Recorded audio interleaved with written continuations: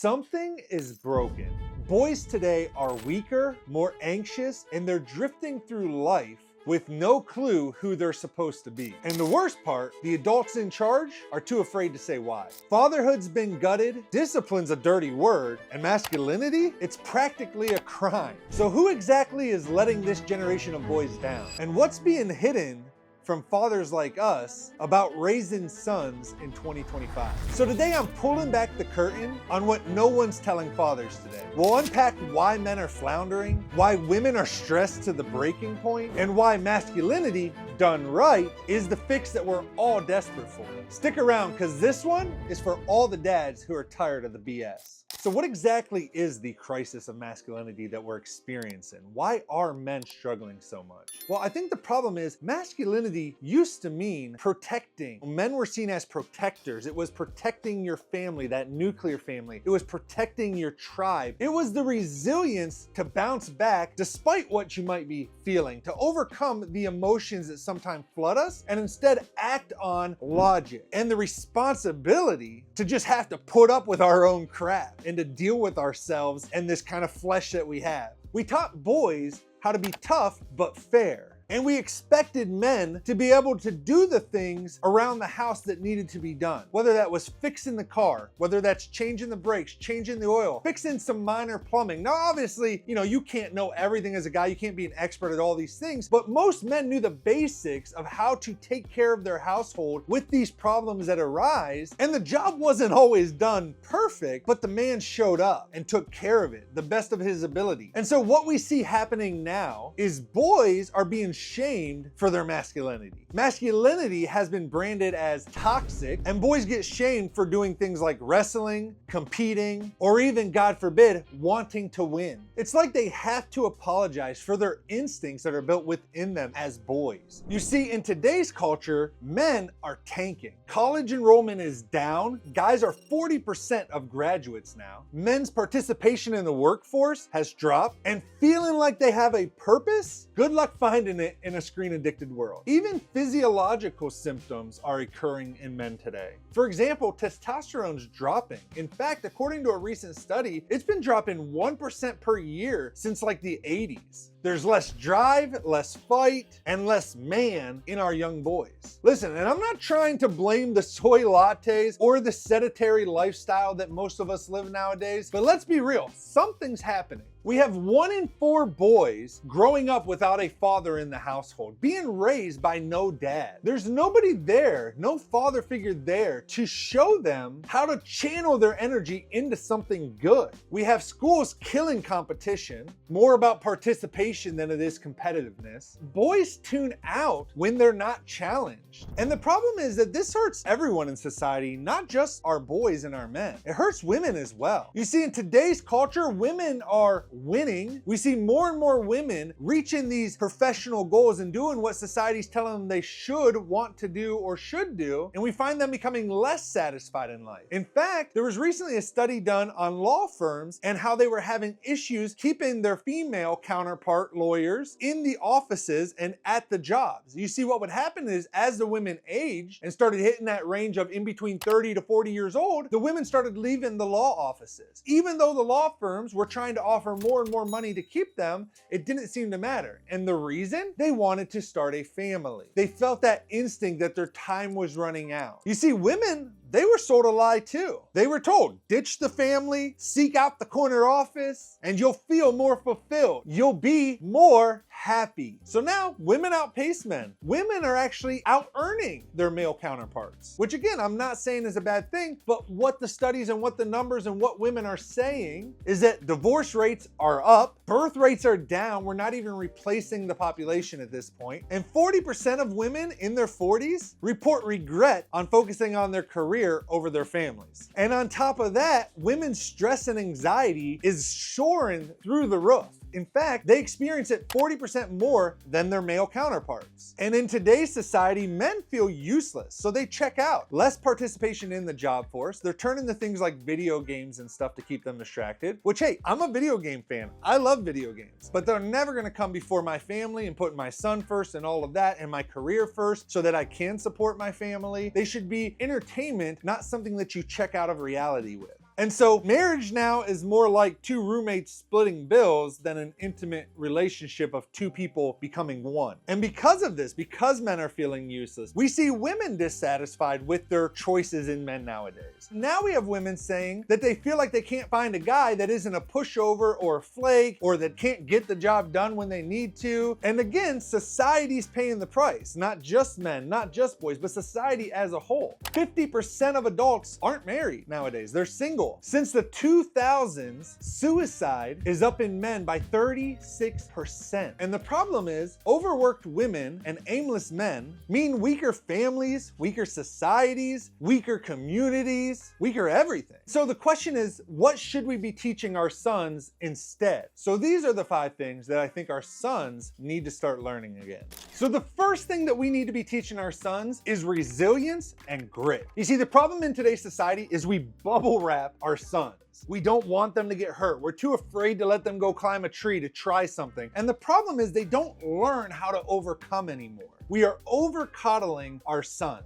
You see, every time they fall down, they get a hug. And listen, if you ask anybody that I know, I am a super affectionate person when it comes to my son Tanner. But you have to at times stop yourself and step back and let them deal with it. For example, I remember one time Tanner was playing with the dogs, running through the house, and we have these baby gates. Tanner's running through the house, racing with the dog. As he's going through one of those, one of the dogs bumps him. He flies over and hits the metal thing, scrapes his whole side, falls on the floor. He's bawling. Now, obviously, the first thing I want to do as a parent, and I totally get it, is run over and grab him and hold him and, oh, it's okay, it's okay, it's okay. But instead, I took a step back and I'm like, oh man, that's why you have to be careful running through here, I made him think about it. What could have prevented this from happening? Because I had told him several times to be careful of the dogs when he's running through those, because I know they like to try to squeeze in before him. And so instead of coddling him, it became a learning moment of, okay, Tanner, this is why I've now told you several times that when you're running through the house with the dogs and you're going through these gates, you need to be careful and watch the dogs, because they're dogs and they don't understand and they'll run you over getting through the gate, which causes you to go off balance and slam into the gate when you're running full force. And so it was a lesson that he learned, and now I promise you, he's not doing it again. Maybe he will, but he's less likely to do it again.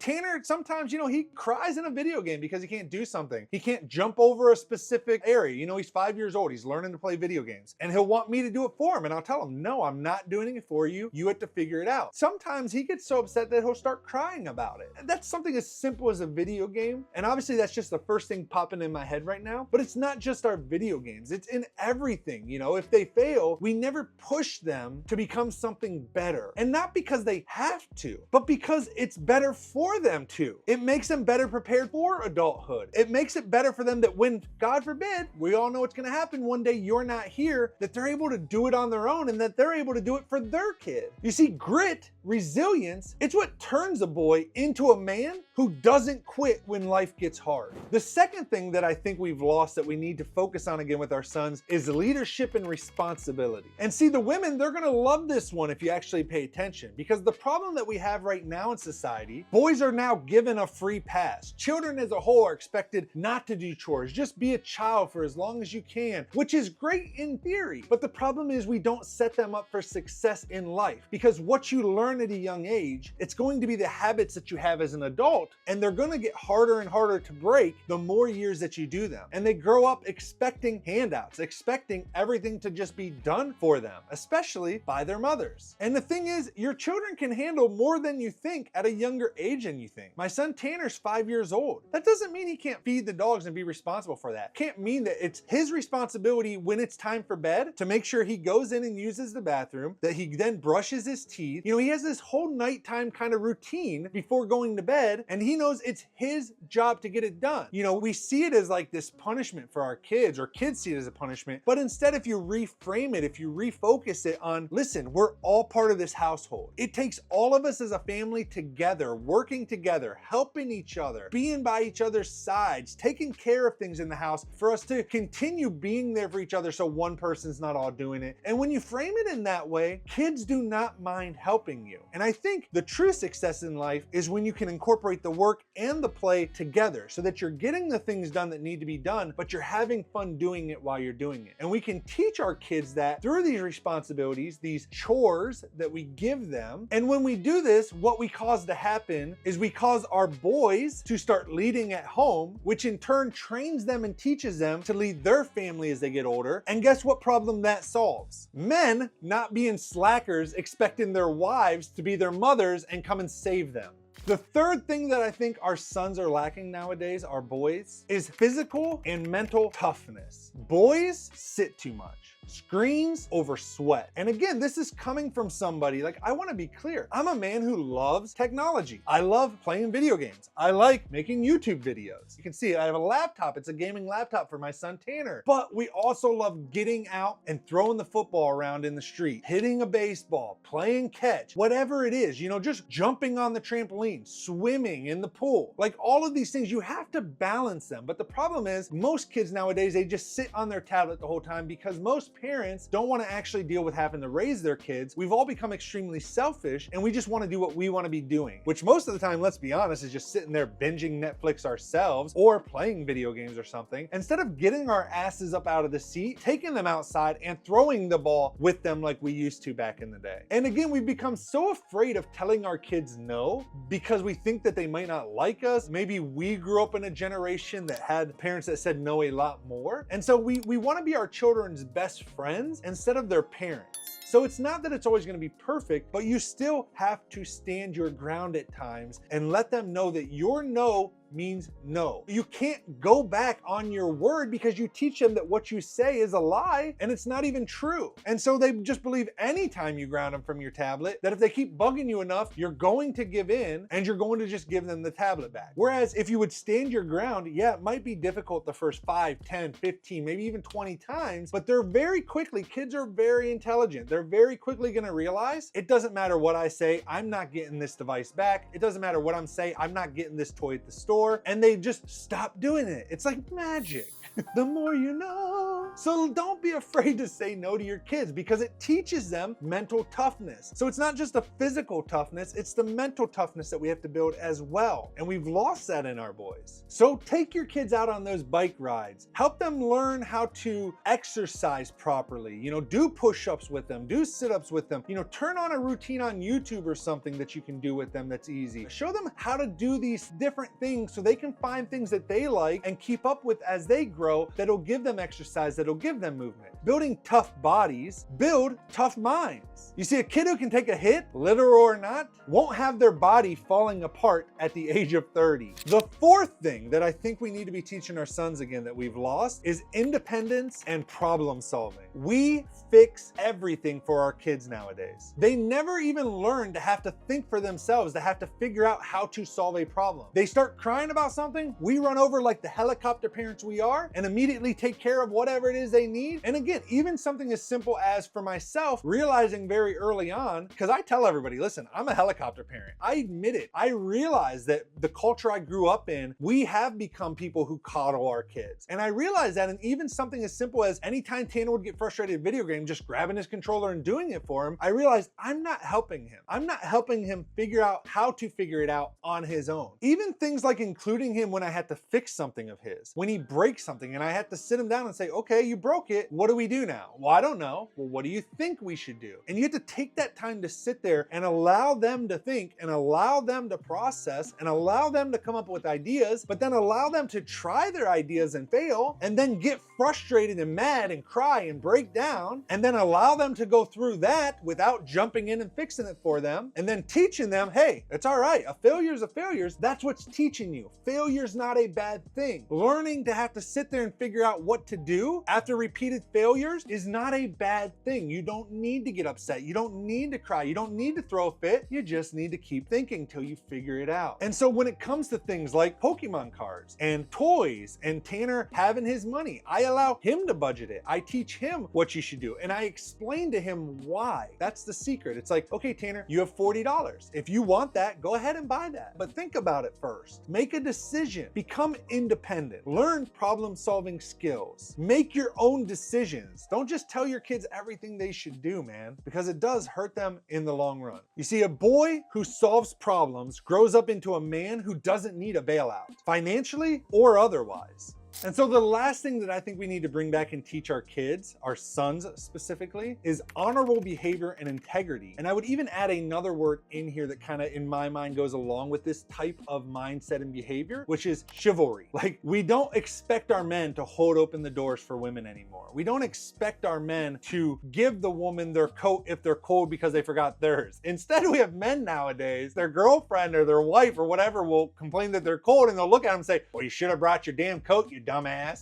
We've lost that behavior, that honorable behavior of feeling honor and wanting to feel like we're being a good provider and a good man and a good helper. You know, we've lost that integrity in our lives and at our jobs of wanting to be hard workers, even if we hate the job. And we're passing that on to our kids because, believe it or not, they're sitting there watching you. They're watching every choice you make, every right choice, every wrong choice, not just when it comes to things like that, but even personal choices at home. They're watching how you interact with people. They know whether you're lying to somebody, and they modeled their behavior based on you. And so even though we like to say, oh, it's hard to teach my kids because school's teaching them this and blah, blah, blah is teaching them this and the internet's teaching them that and TikTok's teaching them this, your kids are watching you more than they're watching any of that stuff, and they're watching how you're reacting to that stuff. The problem is we're all so high horse that we think that we're better people than we are, and we're afraid to admit our failures, not just to ourselves, but to our kids. We're afraid to show them our shortcomings, and we have to not be afraid to own our mistakes and to be raw and real with our kids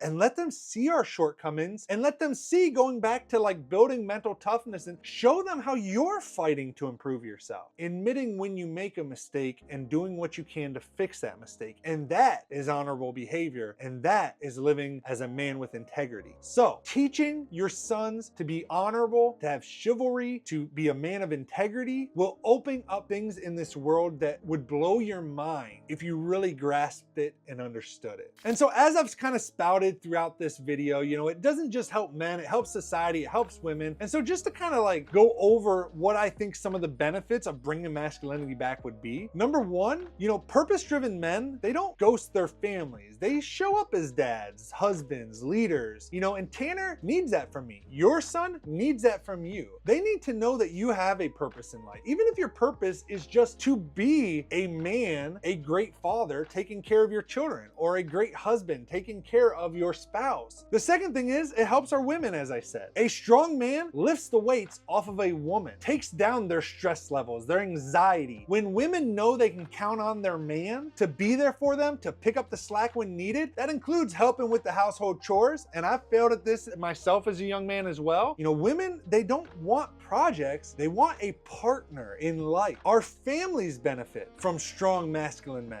Because you see, the studies show us that when men and women play to their strengths, their biological, God-given strengths, kids like my son Tanner, they grow up secure, not confused. We see divorce rates drop. We see anxiety and depression rates drop. And so what can fathers do today? Listen, be the example. Don't just tell your son what he needs to do. Show him. Develop the qualities yourself. Be open and honest with him where you are failing and how you're trying to fix it. Push back and tell the world masculinity is not a bad thing. Sure, there are things that happen that sometimes come out of masculinity because some men take it too far that are negative things, but masculinity as a whole is not a bad thing. And pushing back and reclaiming our masculinity is something that we definitely need to do as fathers to save our sons and their futures. You see, the world as a whole has given up on teaching boys to be men. It's on us now. If we don't step up, our sons are going to drown, just like so many men today are. Show them strength, honor, and purpose. That's how we save them